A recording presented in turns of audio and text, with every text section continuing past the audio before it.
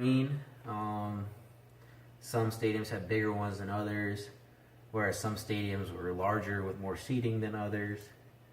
But one thing that I think, as far as what really differentiates them from America, would be that just in general, American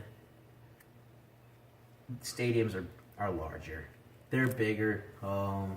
Baseball stadiums for a professional sports team in America are usually, well, I would say almost twice the size of what their professional baseball stadiums are over there. But that's not to discredit the stadiums that they had in South Korea. They were very nice, and in some ways I feel like because they were smaller, it was a more personable, intimate sporting experience. So in South Korea, the fans like to feel involved in the experience.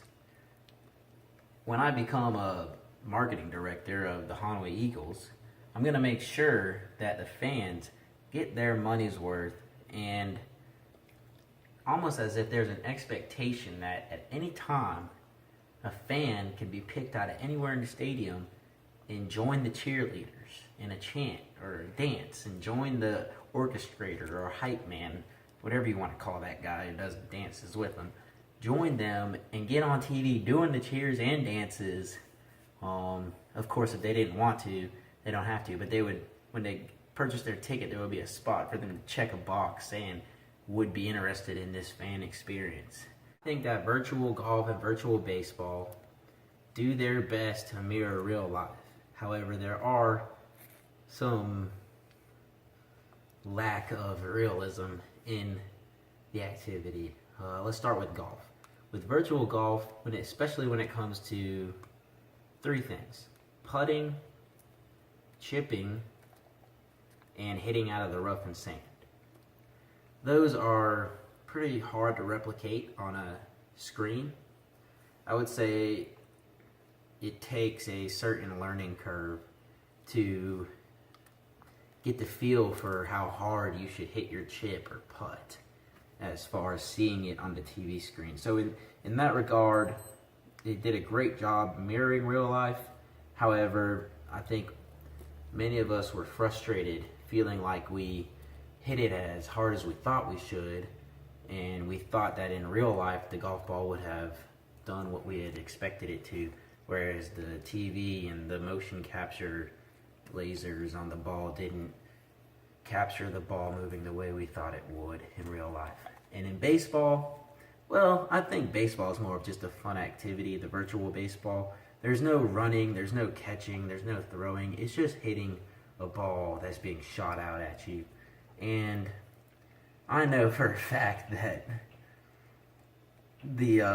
some people would hit the ball with not a lot of power or not very hard, and it would go flying out there in outfield. And the DMZ in North Korea was very interesting. It was very tightly secure. They have plan A to plan Z as far as what they're going to do if North Korea decides to invade South Korea. And it was very serious. For instance, they made sure that you did not gesture or do anything eccentric while we were in the actual demilitarized zone where the line or border between North Korea and South Korea is located. Seeing the North Korean soldier off in the distance was quite interesting. It made me wonder what that soldier was thinking. Perhaps that soldier was desensitized to seeing foreigners on little trips or whatever on the little tours. And one other thing is that the Korean soldiers and there were American soldiers there too. They were very serious when we first got there, but after the actual trip to the border, they seemed to lighten up a little bit. I think they have to be serious to make sure people don't mess around when they get to that border, but then after they leave the actual border, they can be a little bit at ease.